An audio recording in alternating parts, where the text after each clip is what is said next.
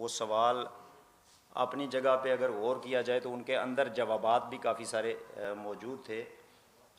میں بنیادی طور پہ جس جماعت سے تعلق رکھتا ہوں اور جو میرا ذاتی نقطہ نظر ہے، میں تو مسئلہ جموں کشمیر سے گلگت بلتستان کے مسئلے کو کاٹ کر دیکھنے کے حق میں ہوں ہی نہیں۔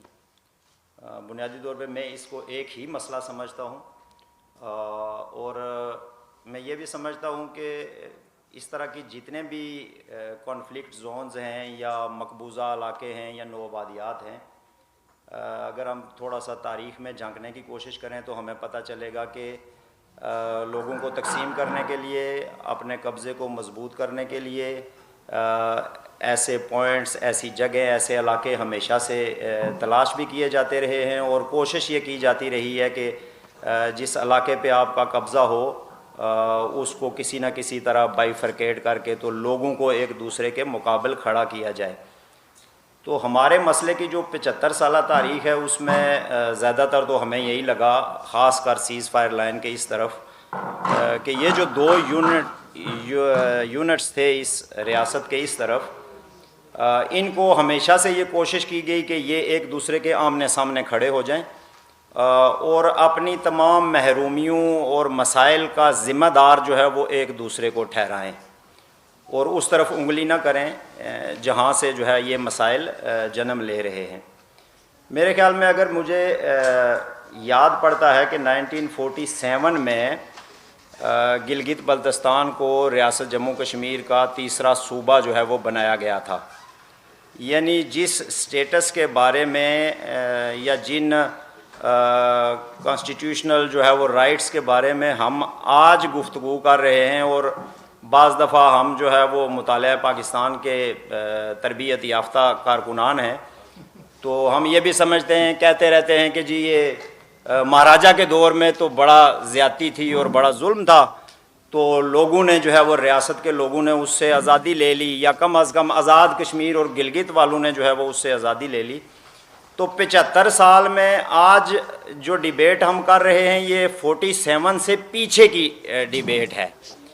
یعنی ریاست جموں کشمیر کے لوگوں نے 1931 میں ڈیموکریٹک رائٹس کے لیے جو ہے وہ مونارکی کے خلاف ایک جدوجہد شروع کی، جس کو رسپونڈ کیا گیا۔ 34 میں ایک اسمبلی بنی، پہلی اسمبلی جو ہے وہ ریاست میں، اور اس میں گلگت بلتستان سے، آزاد کشمیر سے، پوری ریاست سے نمائندے موجود رہے۔ 46 میں بھی الیکشنز ہوئے، اور 46 کے بعد تو آلموسٹ جو پاور تھا وہ سارے کا سارا جو ہے وہ عوام کی طرف شفٹ کیا گیا۔ اس کے بعد جب یہ 47 والا سارا معاملہ ہو گیا، اور اس کے بعد بھی، اس سے بعد سے لے کے آج تک ہمیں اسی ڈیبیٹ میں ہی الجھا کے رکھا گیا کہ گلگت بلتستان ریاست کا حصہ ہے یا نہیں ہے۔ یہ مطلب ایک لمبے عرصے تک تو یہ ڈیبیٹ چلتی رہی، مطلب ہم سارے جس ماحول میں پل کے جوان ہوئے پڑھے تو ہمارے ساتھ ہم اکٹھے ہی پڑھتے رہے یونیورسٹیز میں، سارا گلگت کے لوگ، آزاد کشمیر کے لوگ، تو ہماری ڈیبیٹ کا زیادہ تر محور یہ رہا کہ گلگت بلتستان کشمیر کا حصہ ہے یا نہیں ہے، حصہ ہے یا نہیں ہے۔ اور یہ جو کانسٹیٹیوشنل ریفارمز والی اگر ہسٹری بھی دیکھیں تو یہ بھی 70s میں شروع ہو رہی ہے۔ 70s سے ہی گلگت بلتستان کے لوگوں کو جو ہے وہ اس طرف لگانے کی کوشش کی گئی، آپ کو یہ دیں گے، آپ کو یہ دیں گے، آپ کو یہ دیں گے۔ 2009 میں آ کے تو قمر الزمان قاہرہ صاحب نے ایک بہت بڑا جو ہے وہ کیا اعلان، اور انہوں نے وزیر اعلیٰ اور گورنر دے کے تو اس مسئلے کو ہی ایک طرح سے حل کیا۔ اس وقت بھی ہم یہ سنتے تھے کہ جی ٹھیک ہے، اب یہ صوبہ بن گیا ہے، اب اس کا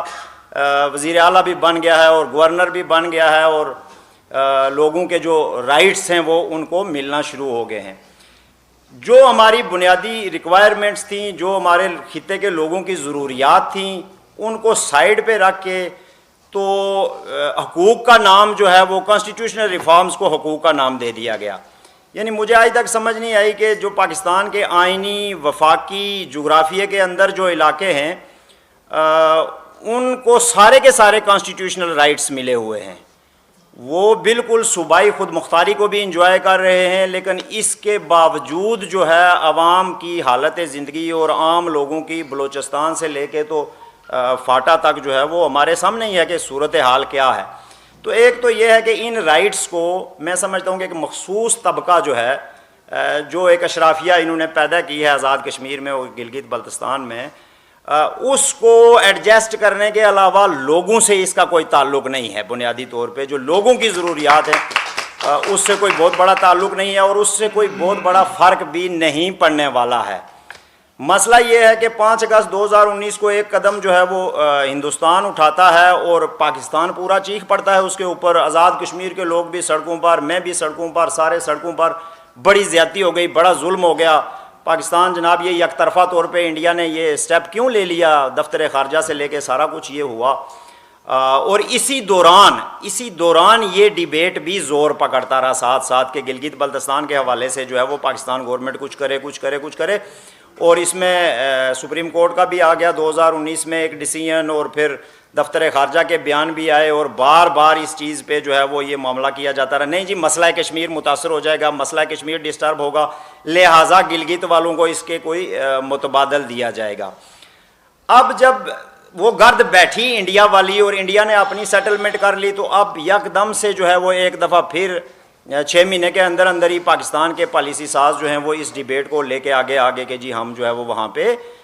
ایک عبوری صوبہ دیں گے. اور عبوری صوبے کا یہ لفظ ہی میں نے پہلی دفعہ سنا, یہ اس سے پہلے شاید ہو سکتا ہے میری کوئی اسٹڈی کمزور ہو, لیکن میں نے پہلی دفعہ سنا کہ اس طرح کا. اب کس بنیاد پہ, جب آپ خود یہ کہتے ہیں کہ پاکستان کے آئین کا حصہ نہیں ہے گلگت بلتستان, یہ مسئلہ کشمیر سے جڑا ہوا ہے, ادھر سے پکڑیں یا ادھر سے پکڑیں, ہم کہتے ہیں ریاست کا حصہ ہے, یہ کہتے ہیں ریاست کا حصہ نہیں ہے, مسئلہ کشمیر سے جڑا ہوا ہے, چلیں ادھر سے ہی مان لیتے ہیں اس کو. لیکن اب کس بنیاد پہ آپ اس کو پاکستان کے جغرافیے میں انکلوڈ کر کے آپ پاکستان کا صوبہ بنانے کی کیا اب جو ہے وہ انڈیا والا معاملہ یک طرفہ نہیں رہ گیا ہے, یا اب اس سے مسئلہ کشمیر پہ پاکستان کی پوزیشن یا اصولی پوزیشن جو بھی ہے گزشتہ 74-75 سال سے اس سے کوئی فرق پڑنے والا نہیں ہے. اس کے بارے میں اس طرح کے ایکسکیوز دے دینا جی کہ ہم ایک شک اس میں شامل کر دیں گے انیشلی, جو یہ کرے گی کہ جب بھی کشمیر کا کوئی تصفیہ ہوگا تو یہ جو ہے وہ علاقے رائے شماری میں حصہ لیں گے.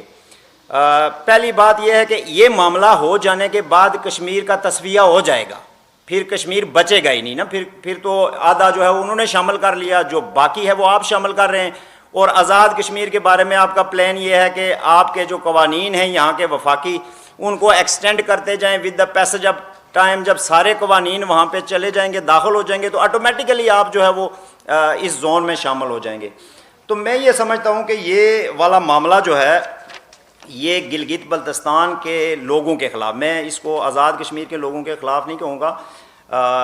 اس لیے کہ پہلی اس میں یہ گلگت بلتستان کے لوگوں کے خلاف ہے. ان کی جو زمینوں پر حق ہے, ان کے منرلز پر جو حق ہے, ان کے پانی پر جو حق ہے, ان کے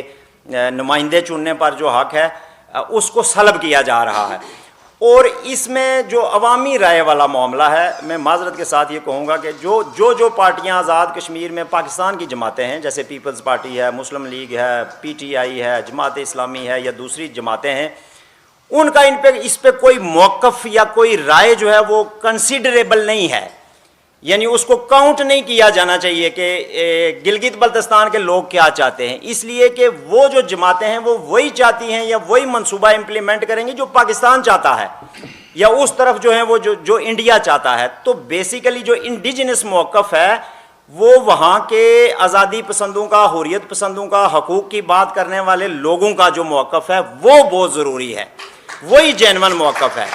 پاکستان کا موقف پاکستان کی پارٹیاں اس میں نہیں کر سکتی, اور نہ یہ اسمبلی کا کسی کا اختیار ہے. پاکستان کی بھی اوبلیگیشنز ہیں, یونائٹڈ نیشن کی ریزولوشنز کے تحت سگنیٹری ہے پاکستان 13 اگست 1948 کا, 5 جنوری 1949 کی ریزولوشنز کا. تو اس کے تحت ان لوگوں کو اپنی زمین سے محروم کرنا اور ایک پوری 22 کروڑ 24 کروڑ جو ہے وہ آبادی کے لیے ایک چھوٹے سے خطے کو, جو آلریڈی ایک لینڈ لاکڈ بھی آپ سمجھ لیں کسی حد تک, لیکن آلریڈی ڈپرائیوڈ ہے کافی ساری چیزوں میں. پچھلے عرصے میں ہم نے دیکھا ہے کہ زمینوں کے معاملے پہ جو ہے وہ کس طرح کی چیزیں ڈیولپ ہو رہی ہیں. تو یہ لوگوں کے خلاف ایک سازش ہے. یہ جو صوبہ بنانے کا سارا معاملہ ہے یہ بنیادی طور پہ اس علاقے کو بغیر کسی وجہ کے ایک جارحانہ اقدام کے ذریعے, طاقت کے زور پر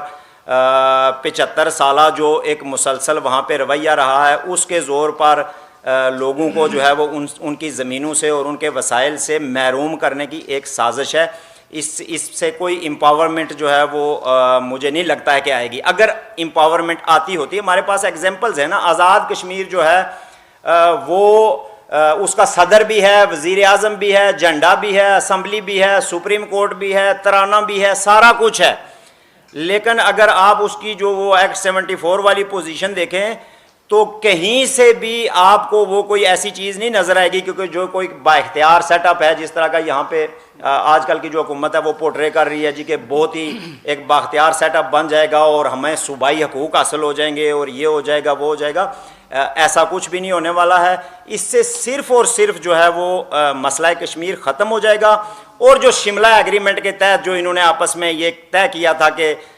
ہم اپنے اپنے سیز فائر لائن کو ایک مستقل سرحد میں جو ہے وہ تبدیل کریں گے، یہ اسی کی ایک کنٹینیویشن ہے. تو اس لیے میں یہ سمجھتا ہوں کہ اصولی طور پہ حکومت پاکستان کو جو ان کا موقف تھا 5 اگست 2019 کے بعد رسپونڈ کرتے ہوئے آزاد کشمیر اور گلگت بلتستان کو ایک انڈیپینڈنٹ ٹیریٹری ڈکلیئر کرنا چاہیے تھا. ان کو یہ سٹینڈ دنیا کے سامنے لینا چاہیے تھا کہ بھارت کا اقدام جارحانہ ہے، لوگوں کی رائے کے خلاف ہے، اقوام متحدہ کی ریزولوشنز کے خلاف ہے. ہم اپنی طرف سے یہاں کے لوگوں کو با اختیار کرتے ہیں تاکہ وہ اپنی لڑائی جو ہے وہ خود لڑ سکیں. اور اس کے ساتھ ساتھ اگر آپ ایسا نہیں کر سکتے، جیسے الٹرنیٹ کی انہوں نے بات کی، اگر آپ ایسا نہیں کر سکتے یا آپ کے کوئی اور مسئلے مسائل ہیں تو آپ یہ ضرور کر سکتے ہیں کہ ایک آزاد کشمیر طرز کا سیٹ اپ جو ہے وہ گلگت بلتستان کو بھی ایکسٹینڈ کریں. With the passage of time آپ ان کو جو ہے وہ با اختیار کریں اور اس مسئلے کو جو ہے وہ ڈسٹرب کرنے کی کوشش نہ کی جائے. یہ بہت زیادہ انفارچونیٹ ہے کہ ہم خود اس میں استعمال ہو رہے ہیں، ہمارے لوگ اس میں استعمال ہو رہے ہیں. مطلب یہ نہیں کہ اگر ہم اپنی ہسٹری پہ نظر دوڑائیں تھوڑی سی، شاید 2 منٹ رہ گئے ہیں، تو ماضی میں بھی ایسا ہوتا رہا کہ ہم باہر کی طاقتوں کو اور باہر کے حکمرانوں کو دعوت دے کر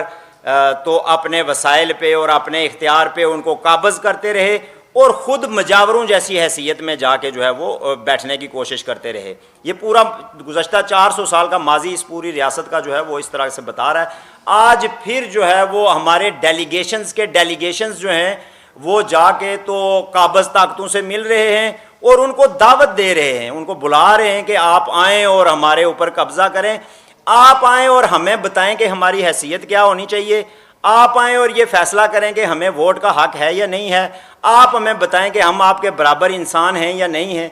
تو یہ تھوڑا سا باغیرت قوموں کے لیے، لڑنے والے لوگوں کے لیے میں سمجھتا ہوں کہ یہ ایک شرمناک بات ہے کہ ہم جو ہے وہ جن چیزوں پہ اگر کوئی جبر کی بنیاد پہ کرتا ہے تو وہ ایک دوسری بات ہے، جیسے انڈیا نے کر لیا، لوگ لڑ رہے ہیں، لیکن باقاعدہ سے انوائٹ کر کے